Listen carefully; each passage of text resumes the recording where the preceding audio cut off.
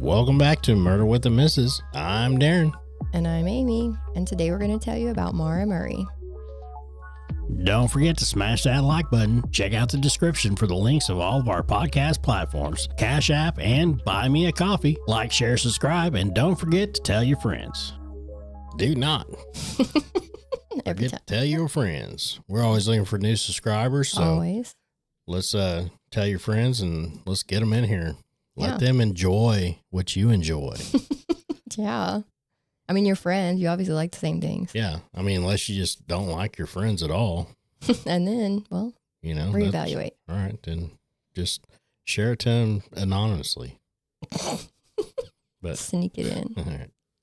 Now, you would be hard-pressed, and I mean hard-pressed, to find a true crimer out in the world who does not know this name. Maybe some of the younger ones might not know it. Darren probably doesn't know it because he doesn't know true crime. I don't listen to him. But the disappearance of Maura Murray has baffled people for years. She disappeared just 5 days after Facebook launched, so the case is widely referred to as the first crime mystery of the social media age, because her family was one of the first to be able to use the platform to spread the word about her case, to get tips, and to have interactions with the masses. It was a game changer and a far cry from what we're used to today, because you can get this information like that today.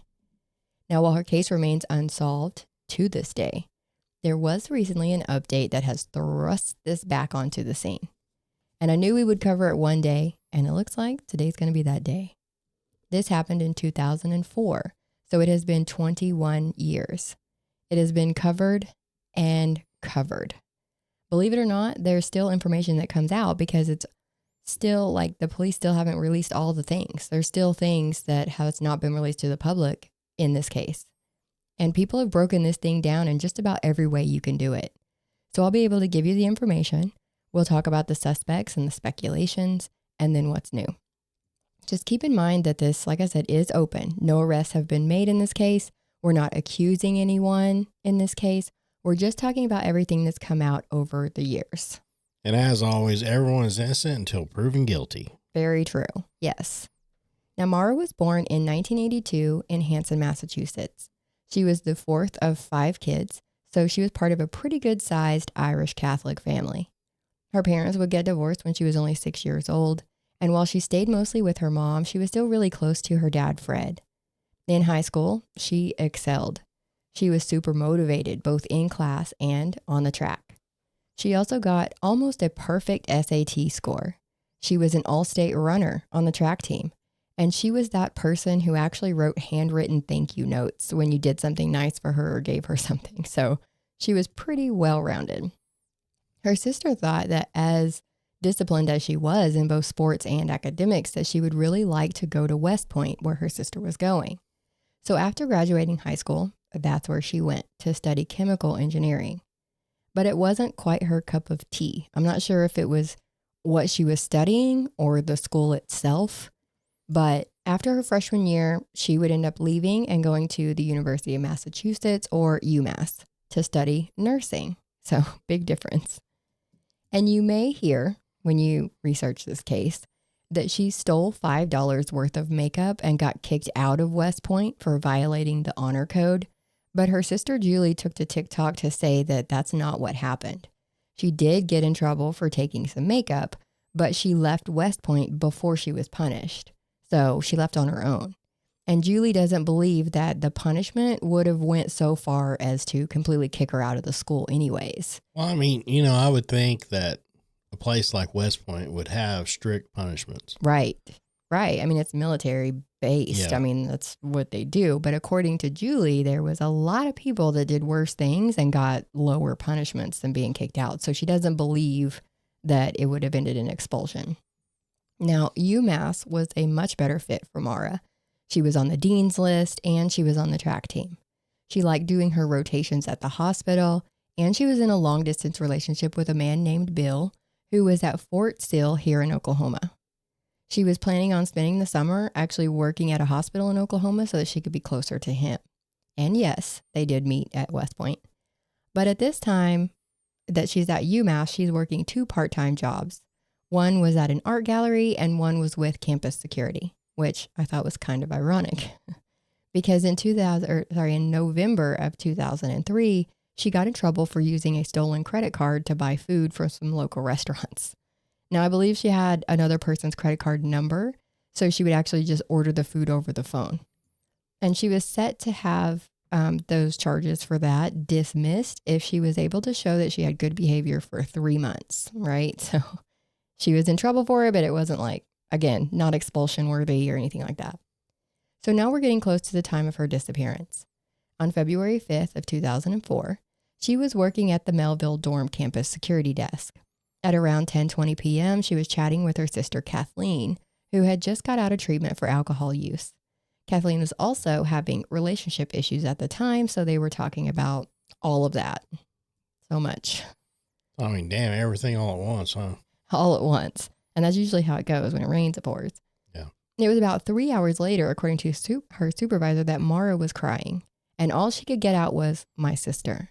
So maybe she was crying in sympathy for her sister, because Kathleen would later say that they didn't talk about anything that she believed would have made Maura cry. So this was all weird to her. Saying, we didn't really talk about much. I've been fighting with my fiance and we talked about that, but I don't know why she would be upset about that. So it's like she was emotional, but they couldn't figure out why she was so emotional. Maura drove a 1996 black Saturn that was down a cylinder and it was smoking like a coal train. So on Saturday, the 7th, her dad took her, Fred, he took her to spend the day looking at cars. Now, she did talk to Julie that day on the phone, and Julie said that Maura had been making fun of Fred a little bit, which was status quo. They did that all the time. So Maura was in a pretty good mood. Fred and Maura had dinner, and then Fred went to his hotel for the night.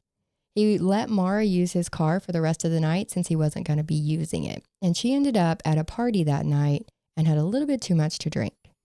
At 2:30 a.m., she decided she was going to take the car back to Fred at the hotel instead of just going back to her dorm. And she didn't quite make it to that hotel. She ended up crashing it into a guardrail, doing thousands of dollars in damage to the car. But she didn't get arrested. So she's like one of the luckiest people. The insurance company, also the next day they found out was going to go ahead and cover the damage.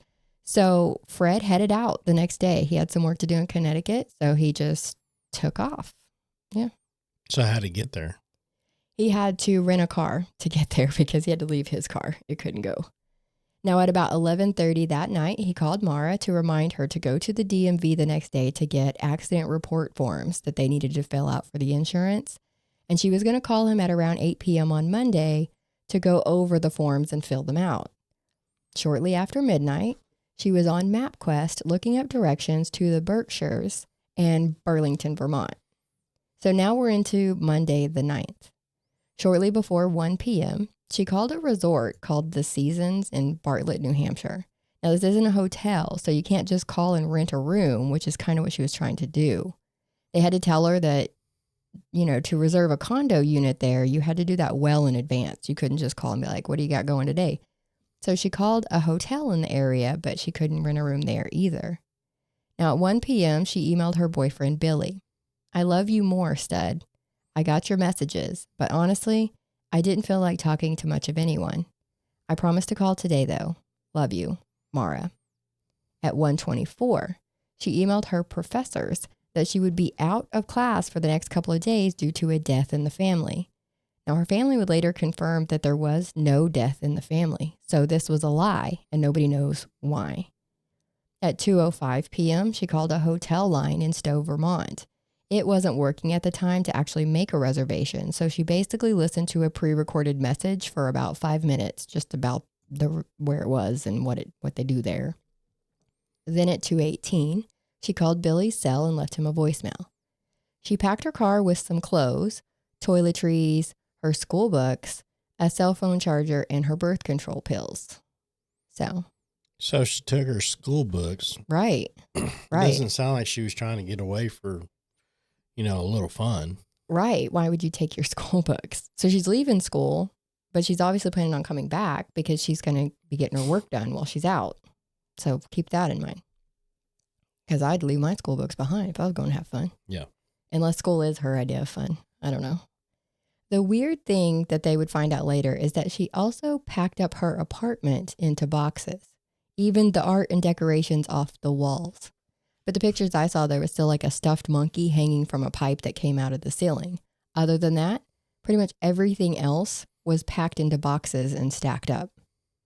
So weird, right? At approximately 3:30, she left campus.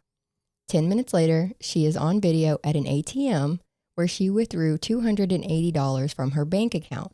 Now, that only left about $16 in the account. Her sister has since said that they believe that she did that to leave the account open.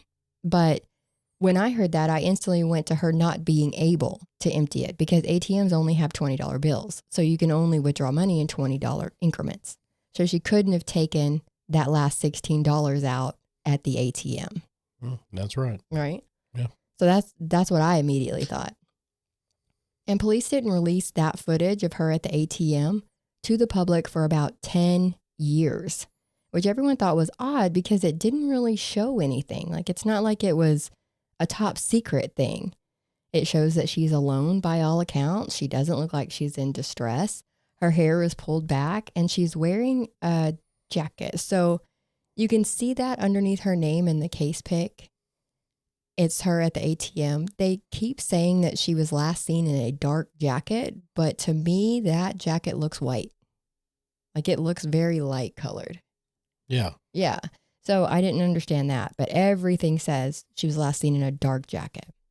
Julie would later say that she didn't realize or recognize this jacket as being one of Maura's, but I mean, people can buy things or borrow things from friends, so I wouldn't put too much into that.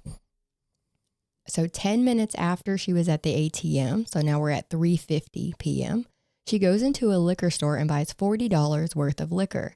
She buys Bailey's, Kahlua, vodka, and a box of wine. She also recycled 79 cans for a whopping $3.95. Yeah. Video footage from the liquor store still shows that she is alone and she is not appearing to be in any distress. She did go to the DMV and got the accident report forms like her dad asked her to. And at 4:37 p.m., she checked her voicemail on her phone, and this is when her phone activity stopped. After 4:37 p.m., she does not use her phone again. At around 7 p.m., Maura crashed her car into a snowbank on Route 112. Route. I don't know how y'all say it. Now, this is a dark road. There's no street lights, but there are some houses nearby. It is sparse, and there are some. One of the residents heard a thud, and when she looked out the window, she saw the car on the road. She called the cops, saying that she could see a man sitting in the car smoking a cigarette. Now, Maura was an anti-smoker, so this didn't make sense to her family when they heard that. This woman's husband, who came and looked out the window as well, says he did not see a man, that he did see that red illumination that his wife was thinking was someone taking a drag off a cigarette, but that was actually a woman in the driver's seat of the car looking at a cell phone. So there wasn't a man in the car? No one else ever saw a man in the car. Only a woman, right? Gotcha. But then what is she looking at on her cell phone because there's no activity? So she's not calling anybody. She's not Googling anything. Yeah. What's she doing on that phone? Anyways, the across the street neighbor saw the car, hazards were flashing, and a woman walking around outside of the car. And then we have Butch. This is when Butch comes along. He is a school bus driver. So he's got his big old bus and he pulls up and he stops on the road next to Maura's car. But his story has changed several times over the years. Things like he would say she was in the car the whole time that he interacted with her, but then he would say she was outside of the car. Or he was inside the bus the whole time, but that he got out of the bus and looked at the car. You know, things like that.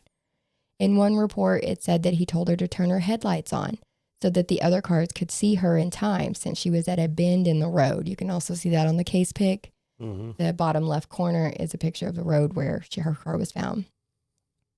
But when they got the vehicle report later, it said that at the time of impact, her high beams were on. So not only were her headlights on, her high beams were on. So that's another weird thing. Either way, he says that she told him not to call the cops because she had already called AAA. which we know she didn't. She was alone. He did verify that.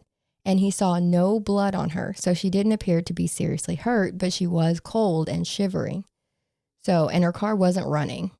So he told her, I live right here, right close by, like literally 2 minutes down the road.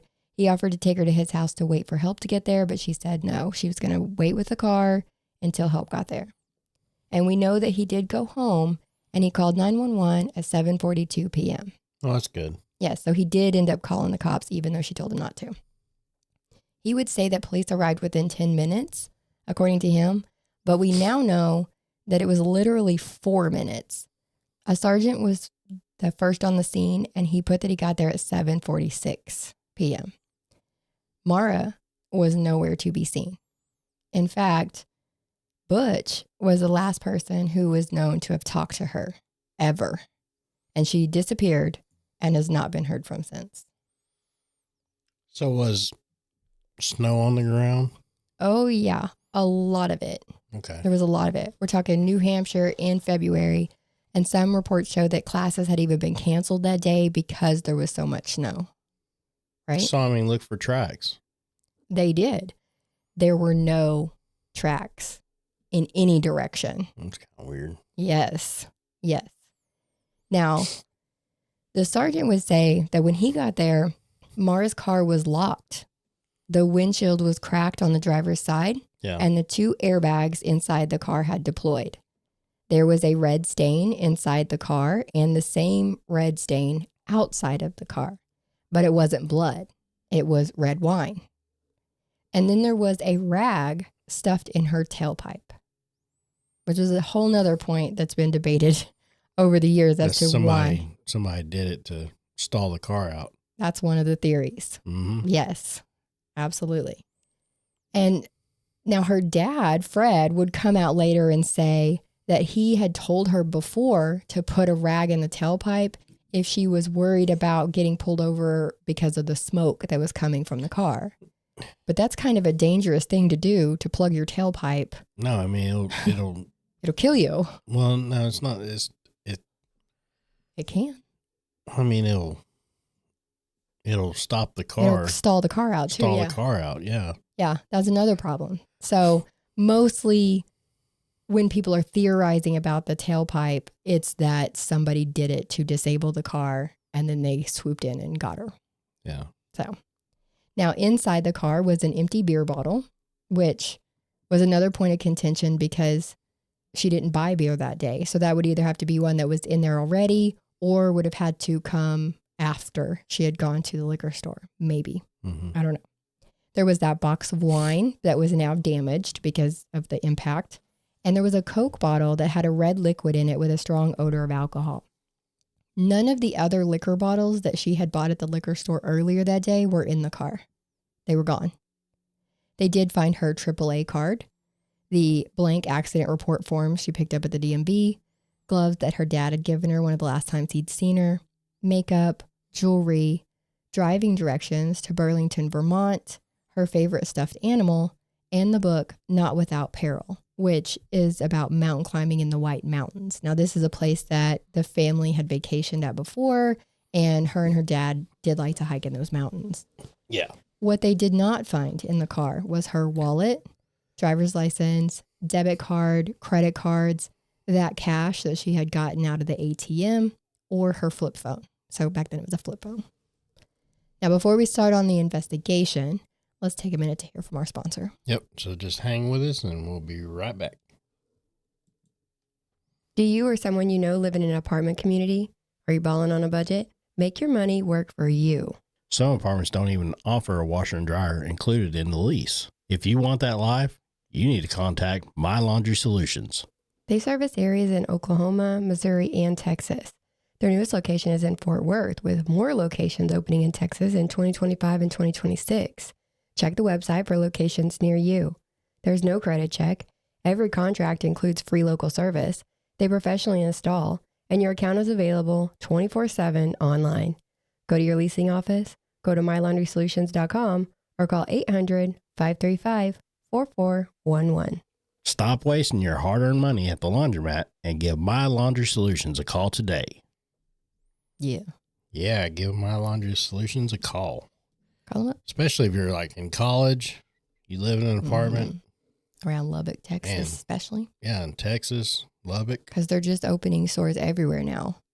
Yeah. That's and like the newest. That's like the best option I agree. for a college student. I agree. It's just to do that. And that way, if something happens to it or whatever, all you got to do is get on there and call them. They'll send somebody out to service them. Yep. I mean, it's They take care of you. And it's cheap. Yeah. So, like what, around $1 a day? Yeah, it's like $1 Come on a day. now. You could spend way more than that in coffee. Mm-hmm. But, okay. So now we're going to get into the investigation. Police started making their rounds. They're talking to all the people who called 911 and getting their statements, and all the other neighbors. When they went to Butch's place, remember the school bus driver, he was sitting outside in his bus doing paperwork. I thought that was kind of weird. Now, the first thing he did was ask where the girl was. Another thing that's weird. Yeah. He went back to the scene and helped the sergeant look around the area for Maura. The next day, they notified her family, and they issued a bolo for her. They gave one of the sniffer dogs a glove from her car, because remember her dad had just given her gloves, and it tracked a scent. Some reports say it was 100 yards, but Julie, her sister, said it was 100 meters. So either way, it was tracked some distance away to the east of where the car was found and stopped in the middle of the road. So she got in another car? That's the theory. Yeah. But there's two things about this one. They're not even sure if Maura had even worn the gloves yet, because her dad had literally just given them to her, and they were in the car, not on her when they found them. So they're not sure if she just brought them with her, or if she had been wearing them at some point during the day. Another issue is that if she would have walked through the snow to get to the other road, there would have been tracks through the snow, because it was literally two roads that kind of ran parallel to each other, and she would have walked across a snowy part of grass to get to that other road. Gotcha. So there would have been tracks. But keep in mind that there's no lack of theories in this case, so we're going to talk about a lot of different things. Now, boyfriend Billy was flying into the area. When he landed and was able to turn his phone back on, he had a voicemail. It was a woman crying. Police track that call, and they find out that it had been made using an AT&T calling card. Most of you probably don't know that, but back in the day, long distance calling was a separate thing, and it cost an arm and a leg if you wanted to call somebody. So we had these calling cards, so you could use those. You could buy like a $20 calling card, and you can make your calls. A family member had given Maura 2 AT&T calling cards at Thanksgiving, right? So they know she had some. And Billy was convinced this call came from Maura. But police tracked it back to the American Red Cross. Tell me how. Yeah. They concluded that this had to be an unrelated call, but Billy didn't know why the Red Cross would be calling him, why they wouldn't leave a voicemail with a message if they were trying to get him, and then why not call back when he didn't answer the phone, and then why is the person on the phone crying? The whole thing is weird. They talked to everyone in the area, it seems, asking if they saw anything that night, asking if they've seen anything since. And a man was questioned 10 days after she disappeared. He didn't have much to offer. But then in April, he came forward and said that he had been driving and saw a woman running in an eastbound direction about 4 to 5 miles east of where Maura's car was found that night. Like literally 30 to 45 minutes after Maura was found to have had that wreck, right? And this woman matched Maura's description. So when they asked him, why did it take you a couple of months for you to report this? And he said, I just had my dates mixed up.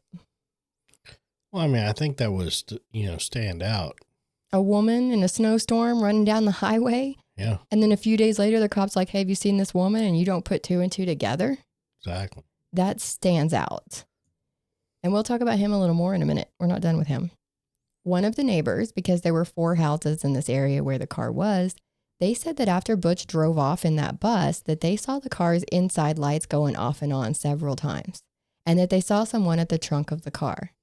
So that made people wonder if that could have been her putting the rag in her tailpipe, like maybe to try to keep it from smoking when the cops got there. But I don't know. That's just another weird thing.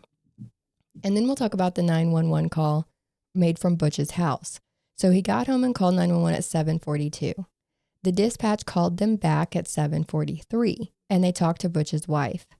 The dispatch log shows that she said to the dispatcher, quote, "but no idea where the female is." And this is odd because she would have logically had to assume that Maura was at her car. She said that she would wait with her car for help to arrive, so her and Butch had no reason to think that she would be anywhere else. Yet, the first thing that her and Butch say to the police is, "Where's the girl?" And we don't know where she is. But unless, you said the dispatch asked Butch's wife, which Butch's wife was not. No, the dispatcher's log said that Butch's wife said, "We don't know where the female is," or whatever that was. Okay. Well, I mean, Butch's wife wasn't with Butch. Right. So she wouldn't know. But if you come home to me and you say, "Hey, I just saw this lady had a wreck. I stopped and asked if she needed help. She said she'd wait with her car. Okay. I'm going to call the cops." You would assume she's still with her car. And he might not have said she was on Highway 20 eastbound or anything like that. He might not have told her that part. So whenever they asked where was she at, she goes, "I don't have a clue where." And that could be it too. Maybe maybe that was a directional thing. Yeah, maybe. I mean, I think it was more of him not giving her all the details. Okay. So I could give you that. I mean, I'm just. Hey, spitball. I like it. Okay. Another thing is Butch called 911 at 7:42. The sergeant arrived at the scene at 7:46, according to his report. But another neighbor that was coming home from work says that at 7:37, she stopped at the crash site because she saw Maura's car was in the road facing the wrong direction, and there was a police SUV in front of her car. But the woman didn't see anyone in or around either vehicle, so she just went on home. So now 2 problems here. 1, how would the cop be seen there 9 minutes before he says he got there? That would have been, before Butch had even called 911. But the other neighbors had already called 911. So I'm just saying. But there's also, why did this woman just drive off? Right? Yeah. So, I mean, that's my other problem. Yeah. Is that you drive up on the scene, you see a wrecked car, you see a cop car in front of it, there's nobody in or around. Are you not worried about the cop's safety? Cops get killed every day. Right? Oh, yeah. Why do you not call 911 and tell them to come check on their boy? This is suspicious. But anyways. It's all suspicious. The whole thing is suspicious as hell. There was also a woman who was walking with her dog to a store, and she told the police that there was a red truck with a wooden bed that was acting very suspicious in the area of the crash site. So it was about 10 minutes while they were waiting for the cops to get there, in that 10-minute window they keep talking about. That's when she saw this truck, and it was creeping, going towards the direction of the crash site. So she brought that up because she'd went in the store and was like, "Hey, did somebody else stop in here?" And they're like, "No, you're the first person we've seen in hours," because it was a snowstorm, right? So that was kind of weird too. Keep that in mind. And this played into another theory that maybe she hitchhiked or was picked up by somebody, right? Suspicious. Gotcha. Another weird person involved was Butch's neighbor, Rick. Now, he told police that he was chilling on his couch at the time of the disappearance. But then 2 days later, he told someone else that Maura had come to his door that night, that she was now living with him, and she was a really good cook. So he put her to work, I guess, immediately. Then it came out that he was the person who had seen the woman running down the road that night. Remember, the one who didn't remember till a couple of months later? Yeah. This was Butch's neighbor. So right after her disappearance, they find out that he traded his car in for a new one, kind of. His new car was the same year, make, and model of his other car, all the way down to the color. So this made it look like he got rid of the original car because of something else. Maybe there was something in there that he couldn't get rid of, or that could have been picked up by a sniffer dog. Or, yeah. Or luminol. Or luminol. right? Because why replace your car with the exact same car? Why? It looks suspicious. Then in 2014, Rick, the neighbor, he uploaded a song to YouTube and he titled it Stalker. Stalker. It talks about being on a couch one night, a woman coming to the door, and a psychic saying that he had blood on his hands. Now, I say that because there was a couple of psychics that were actually brought in over the years on Maura's case. And one of them said that Rick had blood on his hands. So he's like, I'm going to put that in my video. So I don't know if he was just trying to capitalize on the fact that he looked suspicious or if he was just adding to the suspicion. I don't know what he was doing. Yeah. But, I mean, it looks weird that he wrote a song about it. Why are you doing that? Boyfriend Bill, he was also looked into, even though he was over 1,000 miles away in Oklahoma. But there's a few things that made him look not so great. His mom turned over copies of Bill and Maura's phone bills because they used to come to her house. So she gave them copies of the phone bills to the family. And there was stuff missing. And they know it's missing because, you know, the cops are not just going to take what you give them. They're going to subpoena the phone records straight from the carrier. Yeah. And that's what they did. So when you bumped the actual bill up to what Bill's mom gave them, they saw that there was a bunch of shit missing. Like she had taken a bunch of stuff out, right? Now, that was weird. Bill also had a habit of calling her. So he would call her cell phone. And then if she didn't answer her cell phone, he would immediately call the landline at the dorm. This is something he did every single time he called when she didn't answer the cell, except the day she disappeared. He called her 8 times on her cell, but he did not call the dorm once.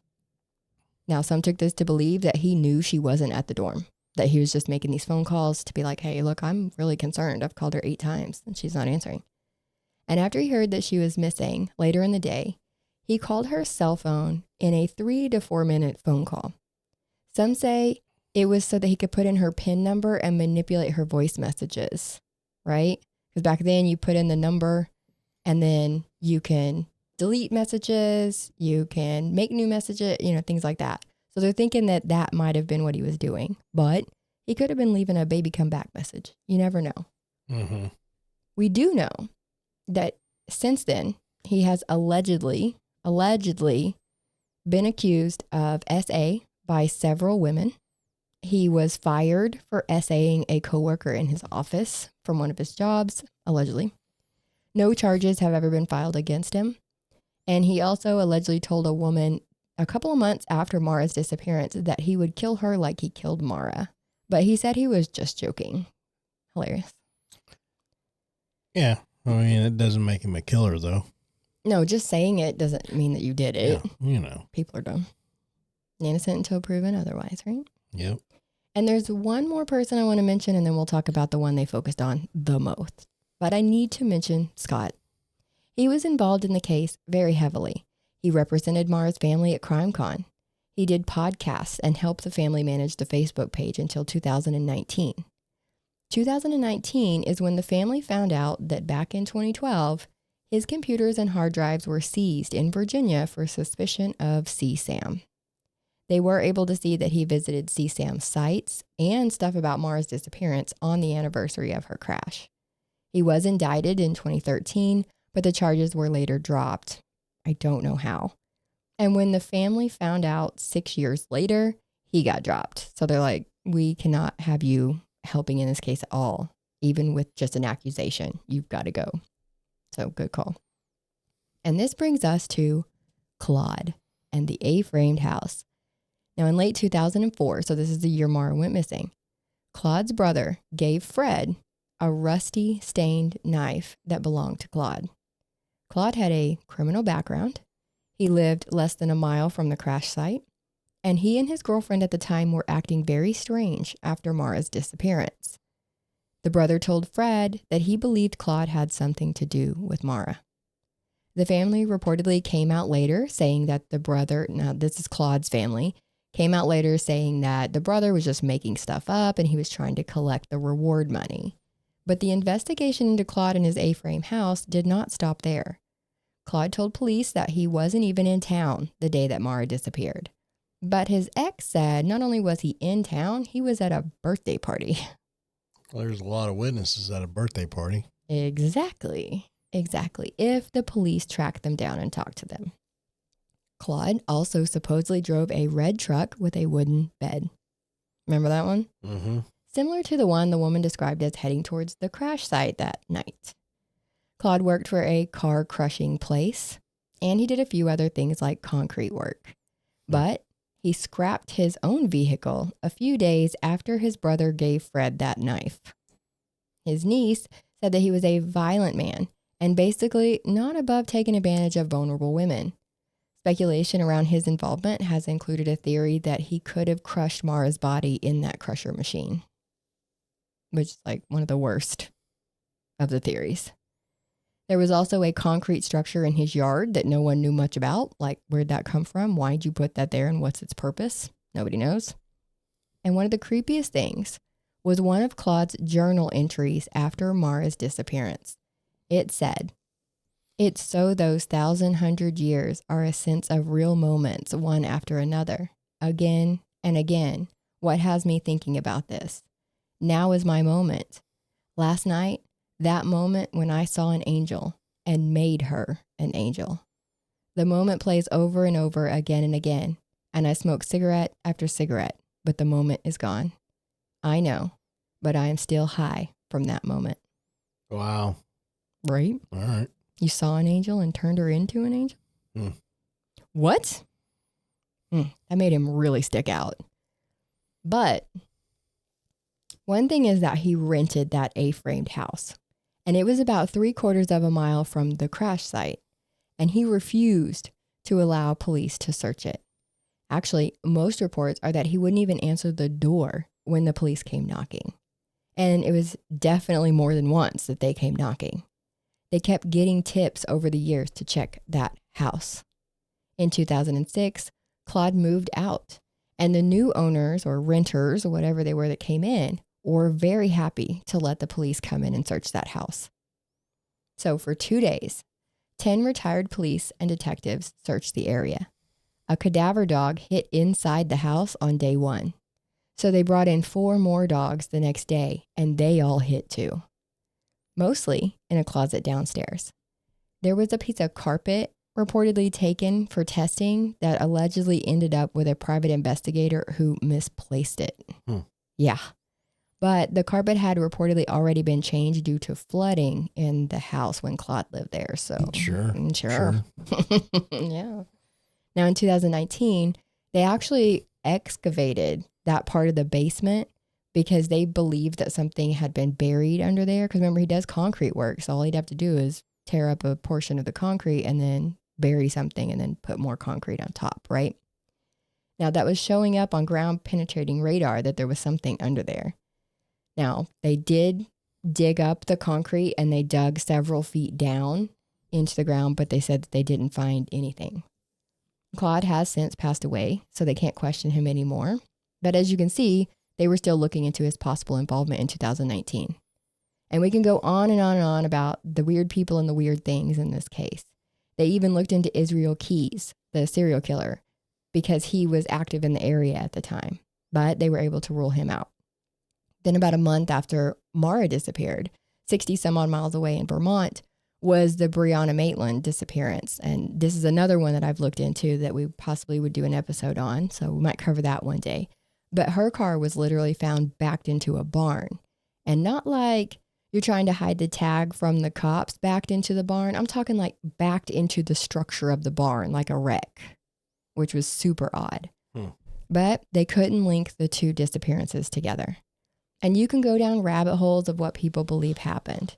That she went into the woods to avoid the police, but died from exposure, which they've pretty much ruled that out because the area that she was in did not have like a dense forest. Like you literally walk a little ways and you're in a housing development. You know what I mean? Like it's not like she would have been stuck out there. There's rumors that she planned to take her own life, that she was up to no good and she was driving in tandem with another driver. And then when she wrecked, she just got out of her car, got in their car and left, right? So after Butch left, her other car was like pulled up and she just hopped in and went. Yeah. And then there's also, the rumors that someone picked her up and hurt her, like just a random encounter. So there's so much. And there's a lot out there. There's a lot that's been gone over. And the family has been having to look at pretty much everything. Yeah. Oh, I bet. Yeah. So let's talk about what happened just a few weeks ago, because that's where we are on the case. They're still looking into it. Her sister has a TikTok and a podcast and answers a lot of questions. Answers a lot of questions. But just a few weeks ago, this, like I said, was brought back into the light because Stephen Baldwin was arrested for basically being a garbage human, allegedly.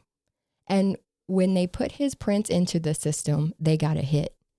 His fingerprint was found inside Maura's car. Yeah. Everything from here on out is what has been in the news and what's come out of his own mouth. But he allegedly is a pathological liar, so take from it what you will. Nothing has been proven so far. I'm just giving you the details of what's being reported right now. And here's what's out there and unverified. He says that he knew Maura. He met her at West Point, that they were hookup buddies until she started seeing Bill. And he says that he was like a student representative for her when she got in trouble for being passed out on the lawn on campus after drinking all night. So now he's a hero, but his name was Finkelstein until he changed it to Baldwin about 8 months after Maura disappeared. It's odd for an adult, to change their last name without getting married or adopted. Right. Or hell, even at that, an adult male. Right. Changing his name. Exactly. It's very uncommon. Come on. Why'd you do it? Why you hate your name so much? Why you hate your daddy? But rumor is that his print was found on a CD in her car or a CD case that was in her car. And he says that they used to exchange CDs all the time when they were hooking up. So that doesn't say, I don't know, put him in the car with her that night, smoking a cigarette in the passenger seat. No. But he left West Point in December of 2001. She left shortly after in January of 2002. So that print, if on a CD, would have had to been hanging out in that car for a couple of years. Yeah. Without getting smudged or damaged or destroyed in any way. Odd, right? Andy says, who's Andy? Who is Andy? Yeah.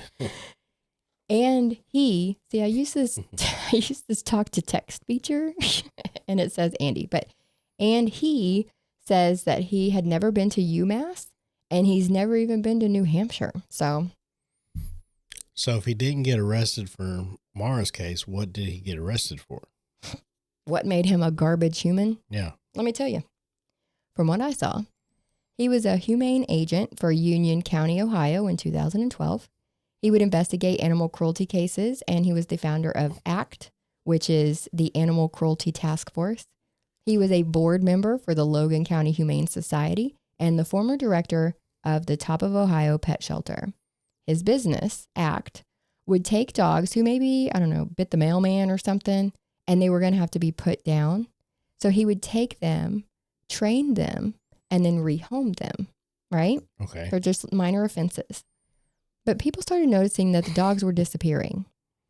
Come to find out, allegedly, when a dog in his care reached their funding limit and he wasn't getting paid for them anymore, he was euthanizing them. Yeah.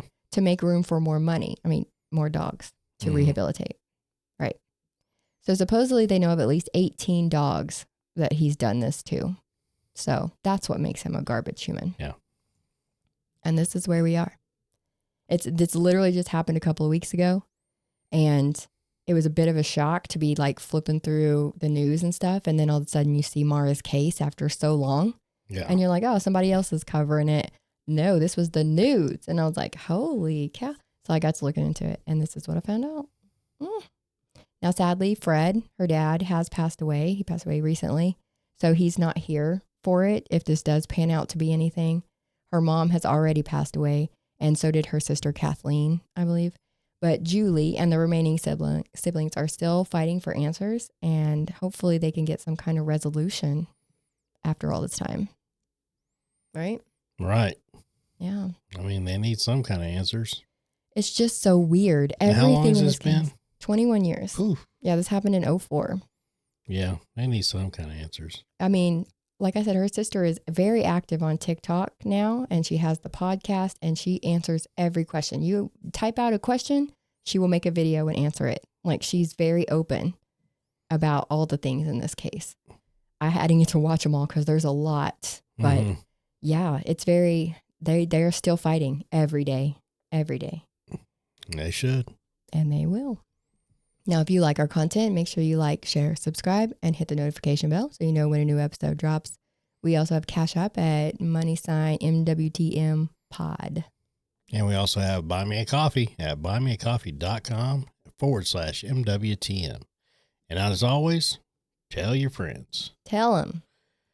They deserve to know. That's the end of this one. And if you guys like our content, make sure you guys do all the things. Like, share, subscribe, tell your friends. And tell them to tell their friends. Yeah. We need subscribers. That's what we're looking for. We're looking for subscribers. Yes, sir. More than anything. Spreading the word. The more people that hear it, the better chances are some of these cases might actually get solved. More subscribers means more ears listening to what the stories are. That's and hopefully one of these days it'll be like, hey, I know something. Exactly. So until next time, guys, if I can hit this button. There we go. So nice. Oh. So until next time, we will catch you. I guess, we'll catch you on the next one. Yeah. Bye. Right.